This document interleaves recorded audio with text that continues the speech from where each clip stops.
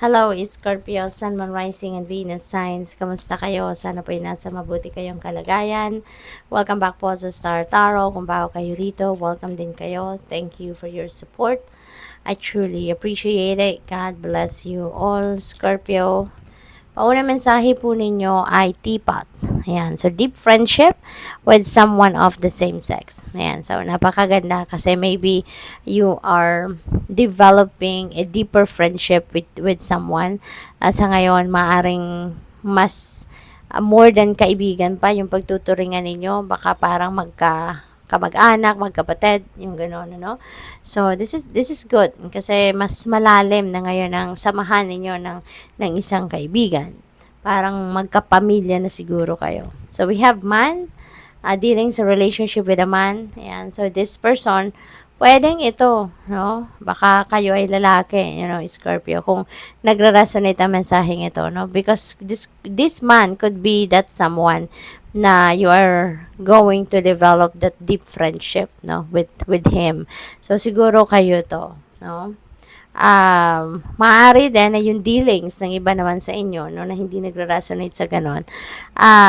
Baka si man, this could be anyone, this could be your person, baka asawa nyo siya, boyfriend nyo, kaibigan, baka boss ninyo, it could be anyone, depende sa inyong sitwasyon, but definitely you are going to be dealing with this person at this time.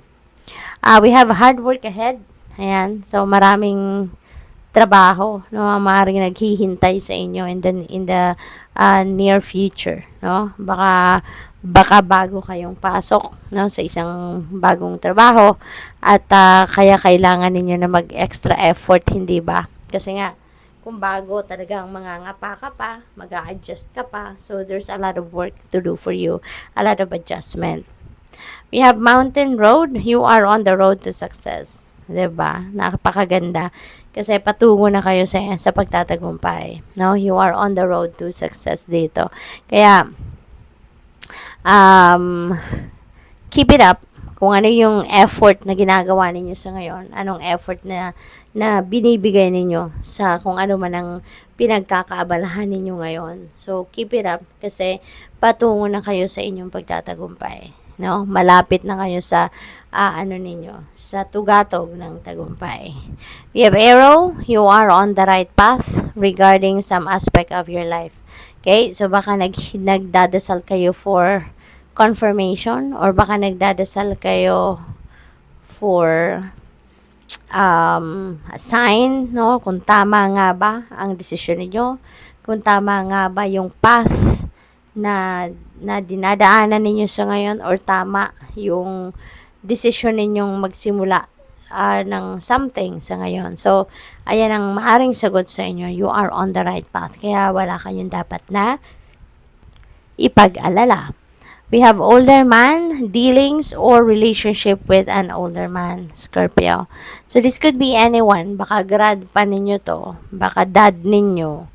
Or pwede rin na boss ninyo to. Or pwede rin, no, na baka mandiligaw ninyo ito. Boyfriend ninyo. No? Asawa. Ganon. We have cracked cup. Ayan, dissatisfaction with life. May mga hindi kayo nagugustuhan, no, ng mga pangyayari sa buhay ninyo. May mga hindi na-meet yung expectation siguro ninyo. Kaya dissatisfied kayo. We have grasshopper. Ayan, situations in the balance that require careful handling. Ayan, so, dito, Scorpio, maaring this is a delicate situation. This could be a sensitive situation, diba? Na kailangang pag-ingatan ninyo, kailangang mabusisi yung pag-approach ninyo sa isa sitwasyon na ito, no? What else? We have bridge, successfully overcoming a problem. So, napakaganda kasi malalagpasan nyo na kung ano man ang inyong problema. Masusolusyonan nyo na kung ano man ang inyong mga problema sa ngayon, no? What else? We have whale, great worry over nothing. Okay? So, sobra kayong nag-aalala. Pero, sabi dito, kung ano man ito pinag-aalala ninyo, not necessary. Diba? Hindi naman kailangan na ipag-alala ninyo, pero nag-aalala kayo. So, kung nagre-resonate ang mensaheng ito, so you know what it is. Okay? Na kung ano pinag-aalala ninyo sa ngayon. I-divert nyo na yung iyong attention to something important, no? Kasi yan, waste of time and energy. We have door, opportunities are waiting for you. Okay, Scorpio, this is exciting kasi hindi ba sa inyo pinapakita kung anong klaseng oportunidad ito na dadating sa'yo kasi nakasara yung door.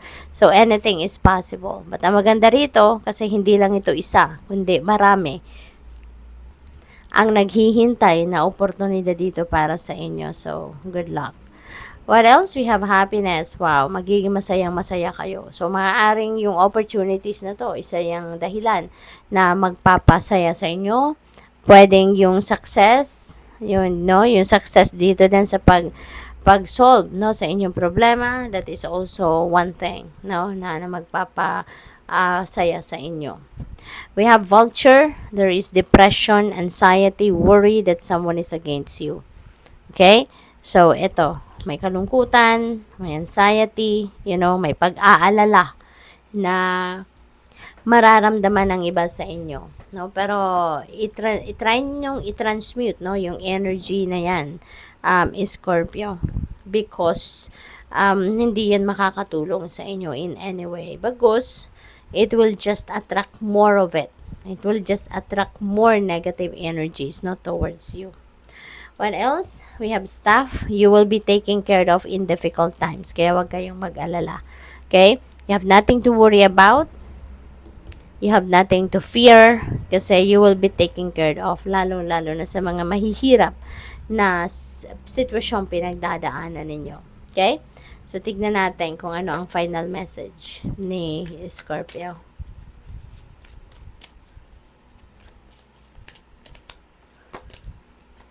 We have angel number 0550. Ayan, there is intuition, inspired action, beauty, art, socializing, flow, potential, and romance. Ayan, so maraming halo-halo, no? Halo-halo ang maaaring mararamdaman ninyo sa ngayon, no, pagkakaabalahan. Sabi dito, get some fresh air or call some of your pals over para siguro mag-banding kayo, ganon. Take a look around you. There is so much natural beauty waiting to be discovered. Ayan, so pwedeng mag-banding kayo, no, around nature. So either you will soon become involved in an exciting new project or you will go out on a date. Ayan. So, put your charisma to use everywhere. Spread your charm around. Good luck. Thank you for watching Love and Light. Namaste.